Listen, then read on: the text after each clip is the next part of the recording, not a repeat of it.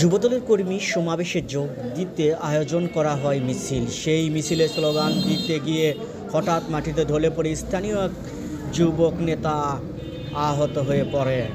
হাসপাতালে নেওয়া হলে চিকিৎসক তাকে মৃত ঘোষণা করেন। গতকাল বৃহস্পতিবার সন্ধ্যায় নোয়াখালীর হাতিয়া উপজেলায় ঘটেছে এই ঘটনা। আজ শুক্রবার বেলা 11টার দিকে ওই যুবদল নেতার লাশ পারিবারিক কবরস্থানে দাফন করা হয়েছে।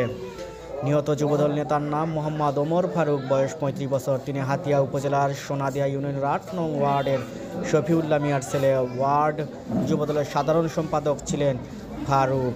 হাতিয়া উপজেলার যুবদলের আহ্বায়ক মোজাম্মেল হোসেন ওরফে আজাদ প্রথম আলোকে বলেন, গতকাল সন্ধ্যায় উপজেলার চরচেঙ্গা বাজারে যুবদলের একটি কর্মী সমাবেশের আয়োজন করা হয়েছিল। ওই সমাবেশে যুবদল নেতা ফারুকের নেতৃত্বে একটি মিছিল সভাস্থলে আসে। মিছিল চলা অবস্থায় হঠাৎ ফারুক মাটিতে লুটিয়ে পড়ে। তার নাক মুখ দিয়ে ফেনা বের হতে আসে। ঘটনাস্থল থেকে তাৎক্ষণিক ফারুককে হাতিয়া উপজেলা স্বাস্থ্য কমপ্লেক্সে নেওয়া হয়, তবে সেখানে চিকিৎসক তাকে মৃত বলে ঘোষণা করে। মোজাম্মেল হোসেন আরও বলেন, মোহাম্মদ ওমর ফারুক 2 ছেলেসহ অনেক গুণ গ্রাহী রেখে গেছেন। তার মৃত্যুতে স্থানীয় বাসিন্দা ও রাজনৈতিক নেতাকর্মীদের মধ্যে শোকের ছায়া নেমে এসেছে। হাতিয়া থানা ভারপ্রাপ্ত কর্মকর্তা ওসি AKM আজাদ হুদা প্রথম আলোকে বলেন, বিষয়টি শুনছি, ধারণা করা হচ্ছে মিছিলের হৃদরোগে আক্রান্ত হয়ে তার মৃত্যু হয়েছে। এদিকে যুবদল নেতা মোহাম্মদ ওমর ফারুকের মৃত্যুতে নোয়াখালী জেলা বিএনপির সাধারণ সম্পাদক আব্দুর রহমান এবং জেলা যুবদলের সভাপতি মঞ্জুরুল আজিম ও সাধারণ সম্পাদক নুরুল আমিন খান শোক প্রকাশ করেছে।